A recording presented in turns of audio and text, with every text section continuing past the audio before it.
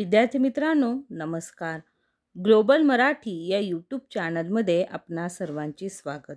मित्रांनो, या आधीच्या भागांमध्ये आपण इयत्ता 10वीसाठी चला करूया तयारी परीक्षेची या मालिकेअंतर्गत भूगोल व इतिहास विषयाचे प्रश्नसंच हे अभ्यासलेले आहेत.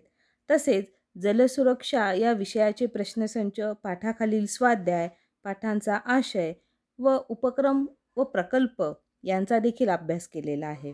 आजच्या भागामध्ये 10वी साठी आपल्याला इतिहास विषयाचा प्रश्नसंच क्रमांक 5 हा अभ्यासायचा आहे. विद्यार्थी मित्रांनो, आपल्याला अभ्यासासोबतच आपल्या ग्लोबल मराठी या यूट्यूब चॅनलचा अभ्यास देखील या चॅनलतर्फे करायचा आहे. या चॅनलला सबस्क्राईब करायचं आहे. आपल्या मित्रांना व्हिडिओ देखील शेअर करायचे आहेत. तसंच आपला ग्लोबल मराठी हे जे चॅनल आहे तो वेळोवेळी पाहून त्याचा अभ्यास देखील करायचा आहे. तर आजच्या भागामध्ये आपण प्रश्न क्रमांक 3 पुढील विधाने सकारण स्पष्ट करा या प्रश्न प्रकाराची माहिती अभ्यासणार आहोत. प्रश्न पहिला, स्त्रियांच्या आयुष्याशी निगडीत विविध पैलूंवर विचार करणारे संशोधन सुरू झाले. याचे उत्तर आहे, उत्तर लिहिताना 4 मुद्द्यांमध्ये जर उत्तर व्यवस्थित लिहिलं तर आपलं उत्तर जे आहे ते अधिक आकर्षक हे दिसतं आणि आपल्याला पूर्णपणे त्याचे मार्क्स देखील मिळतात. त्यामुळे इथे ज्या पद्धतीने उत्तर सांगण्याचा प्रयत्न करण्यात आलेला आहे त्या पद्धतीने तुम्ही तुमच्या उत्तरांची तयारी करायची आहे. बघा, आता पहिला मुद्दा आहे, स्त्रीवादी इतिहास लेखनामध्ये स्त्रियांचा अंतर्भाव केला गेला. दुसरा मुद्दा, इतिहास लेखनाच्या क्षेत्रातील पुरुषप्रधान दृष्टिकोनाचा पुनर्विचार करण्यावर भर दिला गेला. तिसरा मुद्दा, सीमा द बोवा या फ्रेंच विदुषीने स्त्रीवादाची मूलभूत भूमिका प्रसिद्ध केली. आणि चौथा मुद्दा, स्त्रियांच्या आयुष्याशी निगडीत नोकरी, रोजगार, ट्रेड युनियन, त्यांच्यासाठी काम करणाऱ्या संस्था, स्त्रियांचे कौटुंबिक आयुष्य यासारख्या विविध पैलूंचा सविस्तर विचार करणारे संशोधन सुरू झाले. यानंतर प्रश्न दुसरा, फुको यांच्या लेखन पद्धतीला ज्ञानाचे पुरातत्व म्हटले आहे. उत्तर आहे, परत मुद्देसूद आपण घेतलेला आहे. पहिला मुद्दा, 20व्या शतकातील फ्रेंच इतिहासकार मायकल फुको यांच्या लेखनातून इतिहास लेखनाची एक नवीन संकल्पना पुढे आली. दुसरा मुद्दा, त्याच्या आर्किओलॉजी ऑफ नॉलेज या ग्रंथामध्ये त्याने इतिहासाची कालक्रमानुसार अखंड मांडणी करण्याची पद्धत चुकीची आहे असे प्रतिपादन केले. तिसरा मुद्दा, पुरातत्वामध्ये अंतिम सत्यापर्यंत पोहोचणे हे उद्दिष्ट नसून भूतकाळातील स्थित्यांतराचे स्पष्टीकरण देण्याचा प्रयत्न असतो याकडे त्याने लक्ष वेधले. 4. फुको याने इतिहासातील स्थित्यांतरांचे स्पष्टीकरण देण्यावर भर दिला, म्हणून त्याने या पद्धतीला ज्ञानाचे पुरातत्व असे म्हटले आहे. तिसरा प्रश्न, प्रादेशिक इतिहास लेखनाला चालना मिळाली. त्याचं उत्तर आहे, पहिला मुद्दा, 19व्या-20व्या शतकामध्ये इंग्रजी शिक्षणाने भारतीयांत निर्माण झालेल्या आत्मजाणीवेने राष्ट्रवादी इतिहास लेखनास प्रवृत्त केले. दुसरा मुद्दा, ब्रिटिश अधिकाऱ्यांनी लिहिलेल्या प्राचीन भारताच्या पूर्वग्रहदूषित इतिहासाला त्यांनी विरोध केला. तिसरा मुद्दा, आपल्या प्रादेशिक वैशिष्ट्यांकडे इतिहासकारांचे लक्ष वेधले गेले. आणि चौथा मुद्दा, राष्ट्रवादी इतिहास लेखनाच्या प्रभावामुळे प्रादेशिक इतिहास लिहिण्याला चालना मिळाली. चौथा प्रश्न, बखर हा ऐतिहासिक साहित्यातील महत्त्वाचा प्रकार आहे. उत्तर आहे, बखर हा ऐतिहासिक साहित्यातील एक महत्त्वाचा प्रकार आहे. दुसरा मुद्दा, शूरवीरांचे गुणगान, ऐतिहासिक घडामोडी, लढाया, थोर पुरुषांची चरित्रे याविषयीचे लेखन आपणास बखरीत वाचावयास मिळते. तिसरा मुद्दा, तत्कालीन सामाजिक, धार्मिक व आर्थिक जीवनाचे चित्र रंगवलेले असते. ही वर्णने इतिहास लेखनास उपयुक्त ठरतात. चौथा मुद्दा, ऐतिहासिक साधनांबरोबरच ऐतिहासिक बखरींचा समावेश इतिहासाचे साधन म्हणून केला जातो. यानंतर 5वा प्रश्न आहे, तंत्रज्ञानाचा इतिहास अभ्यासावा लागतो. उत्तर आहे, कृषी उत्पादन, वस्तूंचे उत्पादन, स्थापत्य, अभियांत्रिकी इत्यादींमध्ये बदल होत गेले. दुसरा मुद्दा, त्यामागील कारण परंपरेची साखळी समजावून घेणे यासाठी तंत्रज्ञानाचा इतिहास अभ्यासावा लागतो. वैज्ञानिक शोध आणि तंत्रज्ञानातील प्रगती परस्परावलंबी असतात. तिसरा मुद्दा, दगडी हत्यारे घडविण्यापासून ते कृषी उत्पादनाच्या विकासापर्यंत त्याला समजावलेले विज्ञान आणि त्यावर आधारलेले तंत्रज्ञान अत्यंत महत्त्वाचे होते. चौथा मुद्दा, विज्ञानाच्या प्रगतीमुळे उत्पादन प्रक्रियांचे यांत्रिकीकरण होत गेले. विज्ञान आणि तंत्रज्ञान कसे नेहमीच एकमेकांवर अवलंबून असतात हे समजण्यासाठी तंत्रज्ञानाचा इतिहास समजावून घेणे आवश्यक असते. सहावा प्रश्न, जागतिक वारशाच्या पदास पात्र ठरणारी स्थळे, परंपरा यांची यादी युनेस्कोद्वारे जाहीर केली जाते. उत्तर आहे पहिला मुद्दा, आपल्या पूर्वजांनी निर्माण केलेल्या कलाकृतींचे, परंपरांचे अवशेष असतात. तो आपला सांस्कृतिक वारसा असतो. दुसरा मुद्दा, आपल्या मनात या वारशाविषयी कुतूहल असते, आत्मीयता असते. तिसरा मुद्दा, मानवी पिढ्यांच्या हितासाठी आपल्या वारशाचे जतन होणे आवश्यक आहे. चौथा मुद्दा, नैसर्गिक वारशाचे जतन आणि संवर्धन व्हावे या हेतूने युनेस्को या जागतिक संघटनेने काही दिशादर्शक तत्त्वे जाहीर केलेली आहेत. त्या दिशादर्शक तत्त्वांच्या आधाराने जागतिक वारशाच्या पदास पात्र ठरणारी स्थळे, परंपरा यांची यादी जाहीर केली जाते. सातवा प्रश्न, कलेच्या इतिहासाचा सखोल अभ्यास असणाऱ्या तज्ज्ञांची आवश्यकता असते. त्याचं उत्तर आहे पहिला प्रश्न, पहिला मुद्दा, कलावस्तूंच्या खरेदी विक्रीचे एक स्वतंत्र क्षेत्र आहे. दुसरा मुद्दा, कलावस्तूंचे मूल्य ठरविण्यासाठी ती कलावस्तू नकली नाही ना हे पारखण्याची आवश्यकता असते. तिसरा मुद्दा, कलावस्तूतील कलेचा दर्जा हे कलाकारच ओळखू शकतात. आणि चौथा मुद्दा, कलावस्तू या नकली आहेत की खऱ्या आहेत हे ओळखण्यासाठी कलेच्या इतिहासाचा सखोल अभ्यास असणाऱ्या तज्ज्ञांची आवश्यकता असते. प्रश्न क्रमांक 8, चित्रकथीसारख्या नामशेष होणाऱ्या मार्गावर असलेल्या परंपरेचे पुनरुज्जीवन करणे गरजेचे आहे. उत्तर आहे पहिला मुद्दा, रामायण महाभारतातील कथा सांगण्याची परंपरा म्हणजे चित्रकथी परंपरा. 2, कोकणातील कुडाळजवळच्या पिंगुळी गावातल्या ठाकर या आदिवासी समाजाच्या लोकांनी ती जपली आहे. तिसरा मुद्दा, चित्रकथी कुटुंबात जतन करून ठेवलेल्या पोथ्या आता जीर्ण झाल्या आहेत. आणि चौथा मुद्दा, नामशेष होण्याच्या मार्गावर असलेल्या या परंपरेचे पुनरुज्जीवन करणे गरजेचे आहे, कारण या परंपरा संस्कृतीचा घटक असून तो आपला वैभवशाली वारसा आहे. 9वा प्रश्न, प्रसारमाध्यमांद्वारे मिळणाऱ्या माहितीचे चिकित्सक आकलन करून घ्यावे लागते.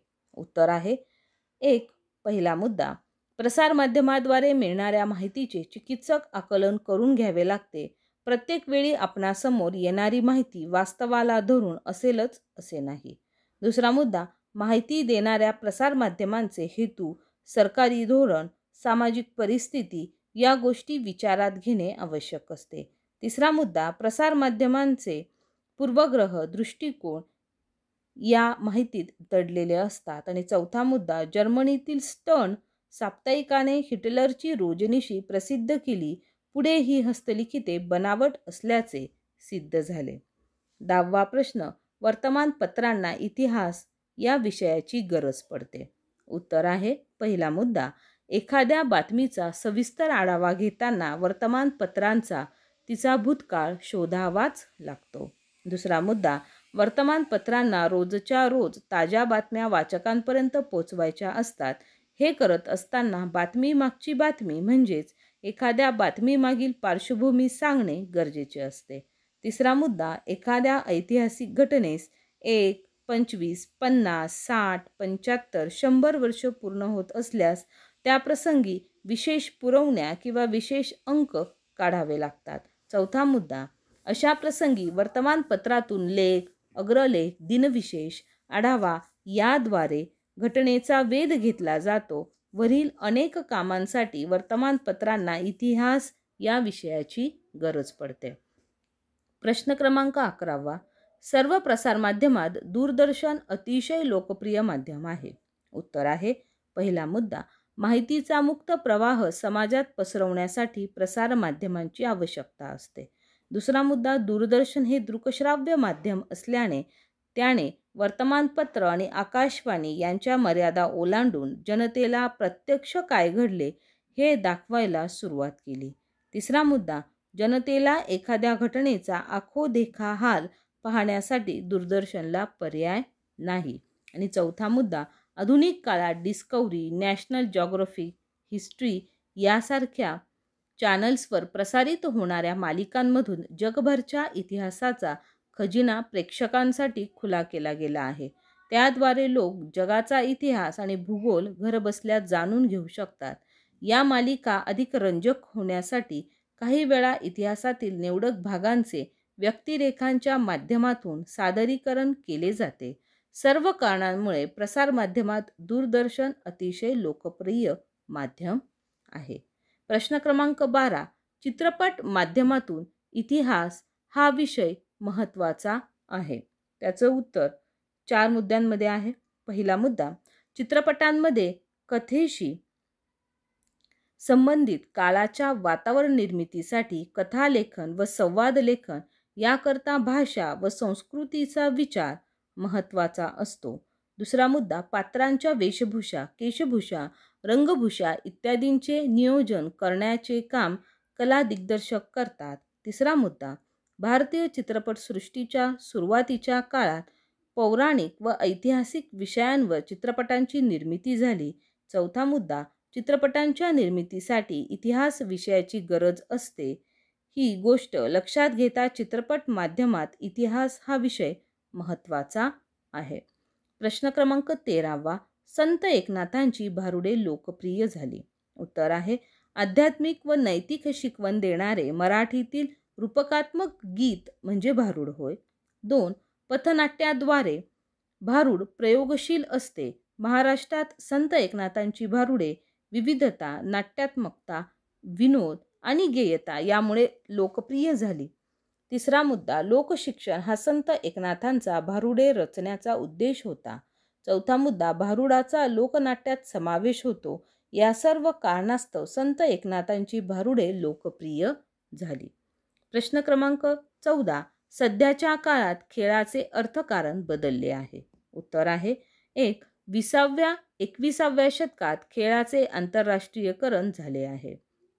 2, ऑलिम्पिक, एशियाड, ब्रिटिश राष्ट्रकुल, विम्बल्डन यासारख्या स्पर्धांमधून खेळल्या जाणाऱ्या क्रिकेट, फुटबॉल, लॉन टेनिस इत्यादी सामन्यांचे थेट प्रक्षेपण दूरदर्शन व अन्य वाहिन्यांवरून जगभर एकाच वेळी केले जाते. तिसरा मुद्दा, ज्या देशांचा त्या खेळात काही सहभाग नाही असे प्रेक्षक सुद्धा त्या खेळाचा आनंद घेत असतात. चौथा मुद्दा, कंपन्या जाहिरातींची संधी म्हणून सामन्यांकडे बघतात. प्रेक्षकांना सामने समजावून देण्यासाठी निवृत्त खेळाडू देखील येतात. या सर्व कारणांमुळे सध्याच्या काळात खेळाचे अर्थकारण बदललेले आहे. प्रश्न क्रमांक 15, खेळण्यांद्वारे इतिहासावर प्रकाश पडतो. उत्तर आहे, पहिला मुद्दा, खेळण्यांमधून इतिहास आणि तंत्रज्ञानाची प्रगती यावर प्रकाश पडतो. धार्मिक आणि सांस्कृतिक परंपरा समजतात. दुसरा मुद्दा, महाराष्ट्रात दिवाळीत किल्ले करण्याची मोठी परंपरा आहे. या मातीच्या किल्ल्यांवर छत्रपती शिवाजी महाराज आणि त्यांचे सहकारी यांच्या प्रतिमा ठेवतात. प्रश्न तिसरा, महाराष्ट्रातील किल्ल्यांच्या सहाय्याने घडलेल्या इतिहासाला उजाळा देण्याचाच हा एक प्रकार आहे.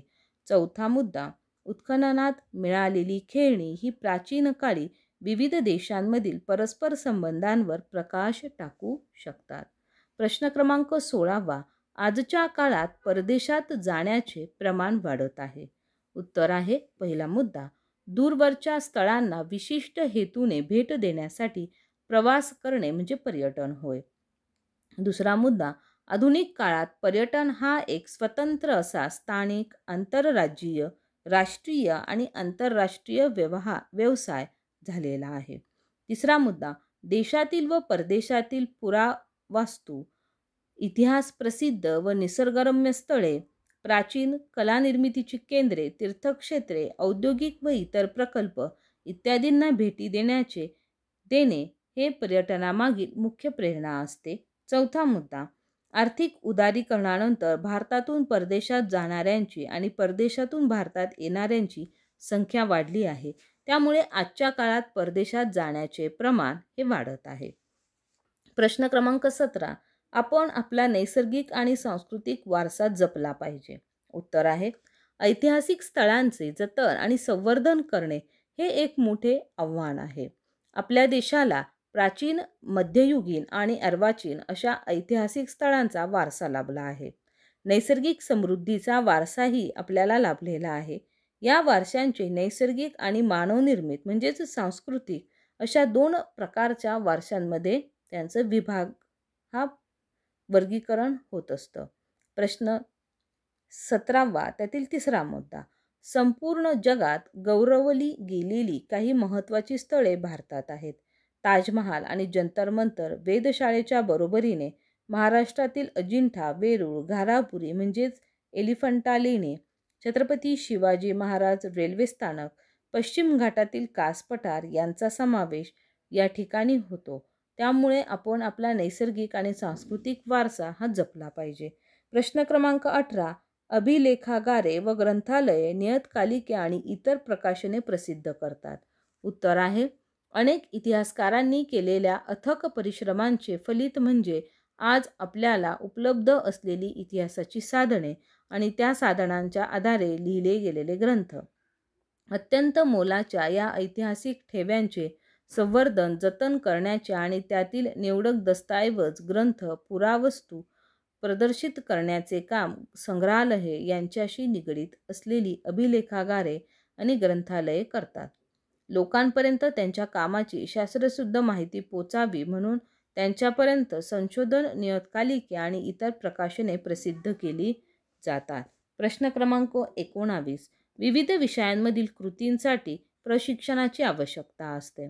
उत्तर आहे, इतिहासाची साधने मिळवणे, त्यांच्या नोंदी करून त्यांची सूची तयार करणे, हस्तलिखिते, जुने ग्रंथ, पुरावस्तूंच्या स्वरूपातील भौतिक साधनांची साफसफाई आणि त्या प्रदर्शित करणे या गोष्टी अत्यंत काळजीपूर्वक कराव्या लागतात. त्या कामांसाठी विविध विषयांमधील कृतींसाठी प्रशिक्षणाची आवश्यकता असते. योग्य प्रशिक्षण प्राप्त झाल्यानंतरच या कृती करता येतात. विद्यार्थी मित्रांनो, या ठिकाणी आपला हा प्रश्न प्रकार पूर्ण झालेला आहे. तुम्ही सर्वांनी चला करूया तयारी परीक्षेची या मालिकेला सहकार्य केलेलं आहे. त्याद्वारे तुम्ही तुमचा अभ्यास देखील करत आहात. तुम्हाला नक्कीच तुमच्या परीक्षेमध्ये घवघवीत यश प्राप्त होणार आहे. धन्यवाद मित्रांनो.